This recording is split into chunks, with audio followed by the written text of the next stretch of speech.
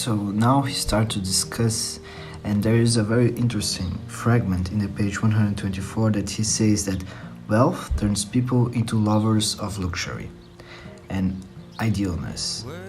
Poverty makes them illiberal and bad at what they do.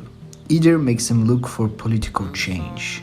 So it's inevitable that we are never satisfied with the extremes part of our society.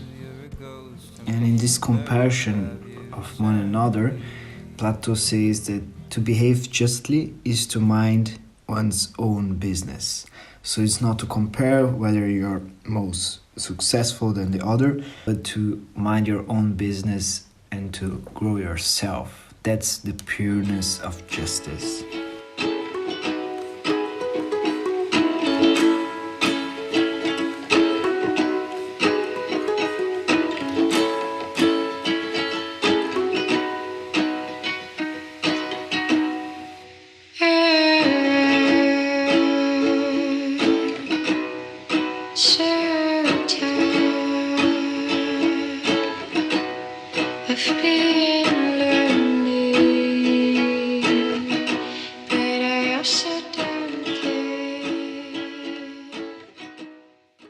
And then, to discuss better what this justice is as an individual, Plato complements with a fragment where he says that ordinary people think that good is pleasure, being good is having pleasure, or something good is to feel pleasure.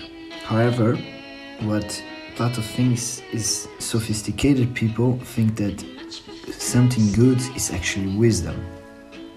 That's a different kind of approach to the pleasure of goodness. One side feels that it's wisdom and the other one feels it's pleasure.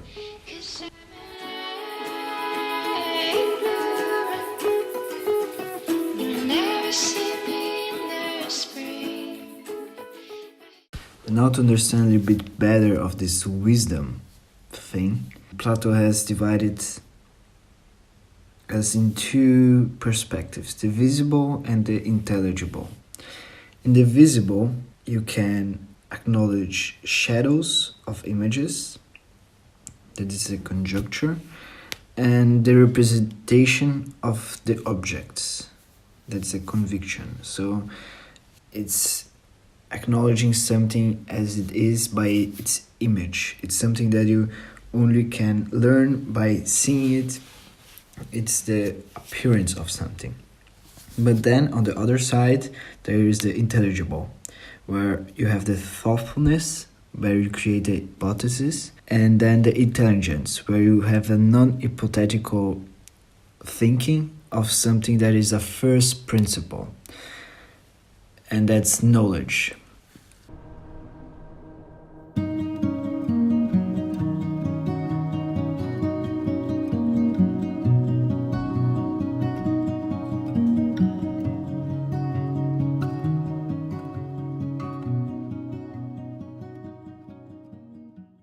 But again, let's discuss a little bit better what is this individual and how he perceives his feelings, because there is something very interesting in the page 328 that he starts to describe the feelings and how we perceive them differently.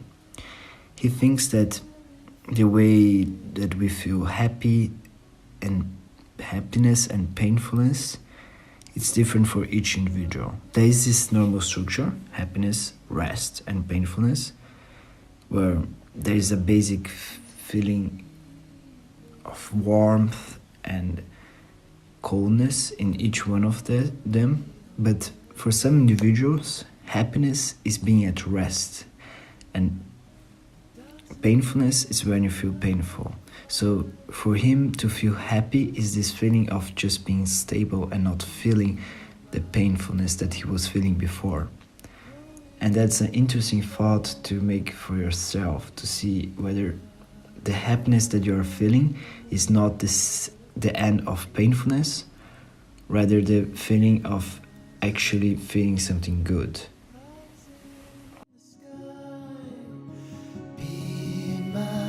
Time bomb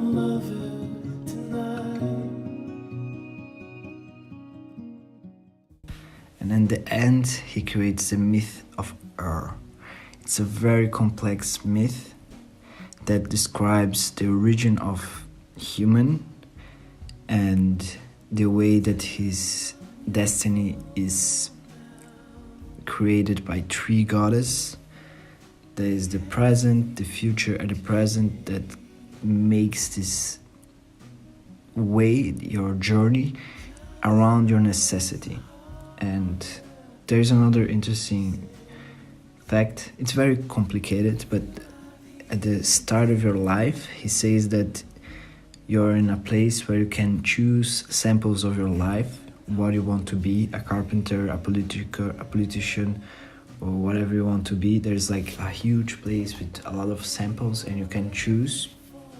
And I don't know, it's an original thought, I guess.